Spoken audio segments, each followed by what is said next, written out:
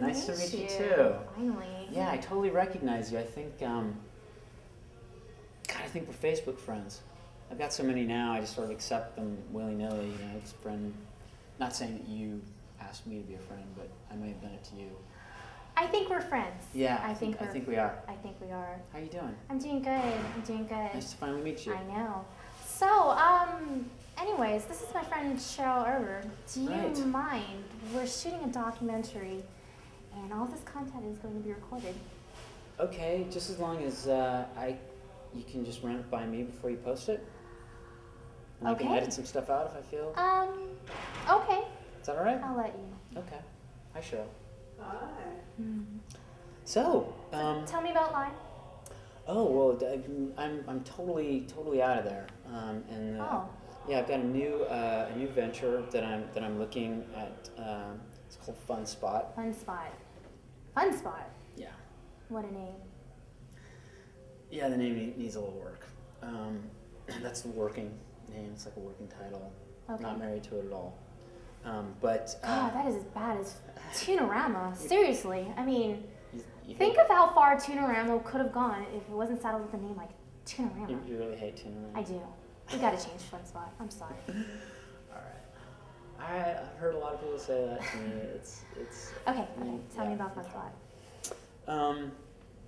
So Funspot is basically a physical place that you go where artists can collaborate and where they have the everything they need, as well as the camaraderie of their collaborator artist friends to create some great stuff and to get it out.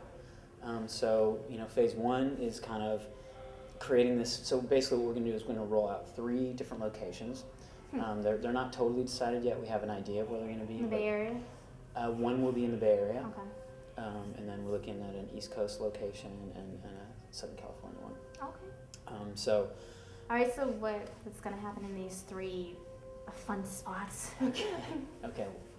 You really hate the name. Not so much. Okay. I can work with it. All right, you can? All right, so basically the idea is to create a place that's got, so the basic layout of, say, our first Bay Area location, you come in, you've got like kind of a cafe, music venue. So you've got a little stage, you've also got plasma screens behind the stage, and those will be used to show some of the videos that are done by people there, because we've got a video editing studio there. And also we've got a lot of equipment, a lot of cameras, stuff like that to work with. A lot of computers, we're going to have 6 workstations at that location. And then you've also got... Only 6? Yeah, just 6. I hope you'll expand more than that. I sure hope we can. We can't start with too much, but we'll definitely, we're seeing this as something that we would like to really be able to scale if we can, if it's successful. But we don't want to go with too much, obviously, in the beginning. So we've also got, we're going to have a lot of musical instruments. We're going to have a recording studio, and that's kind of going to be the second part. And again, like I said, we're going to have a venue where people can actually perform. And so the idea is to have a place where people will come and be inspired and have a place where they can collaborate, whether it's recording or just gigging, shooting video, and then you're going to have a lot of basically cross promotion. So we see a lot of these media working with one another. So say some guy who shoots a video needs a score for it, some of the musicians provide that, and then vice versa. You'd have... That's good promotion. Yeah, exactly. The musician needs a video shot for the song, and you've got the people right there. Oh, this is so complicated, but how are you gonna finance this? Well, we're looking This is a lot of components. Yeah, no, it's going to be big. We're looking at a large... How? We want to do VC, get VC funding. And? That'll be the start, and then we'll monetize it once the stores are up. Oh, really? Yeah. And honestly, I honestly see like a subscription base for this. Definitely. I think there are going to be a number of revenue streams, but I guess how are you going to have a VC just kind of, Well, no, they're definitely going to be giving money with the promise that they'll be getting a lot back. That's the VC way. Okay. Although I'd like to think they just do it out of their kindness of our philanthropic hearts. nature. What's that? The kindness of our hearts. Yes, exactly. So I see revenue coming in through subscription. Okay. There'll be a number of different types of subscription. Right. There'll be a full service one that costs more. you know, for say a year. It'll be kind of a load up, and you'll have monthly ones, and you'll have per service ones. So there'll be a number of different types of subscriptions.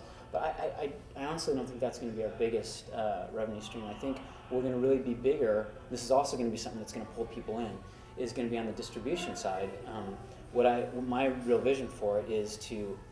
I think it's going to be a huge hook to get people in if they think it's one thing to create your stuff, right? Mm-hmm. So we're going to give them the means to do that. We're going to give them the people there to collaborate with, the instruments, the recording equipment, all that stuff is going to be there for them. But then it's a whole other. It's one thing to say, hey, I created this thing, but then how do I get it out there? I mean, beyond just like tacking it onto my MySpace page, where someone's going to have to find it. So, so the whole point here is to come up with deals, and these are the biggest things that I'm working on here. Deals with Pandora and Rhapsody are the two that I'm working on right now.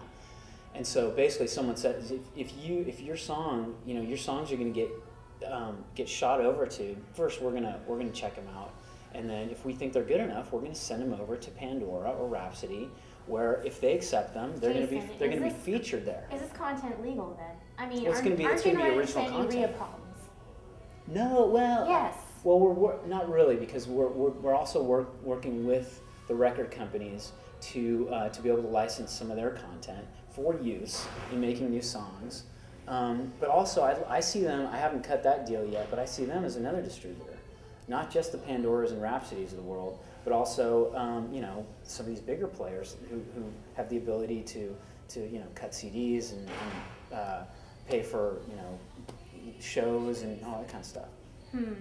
That has yet to be done. I think we're gonna start first with the more online.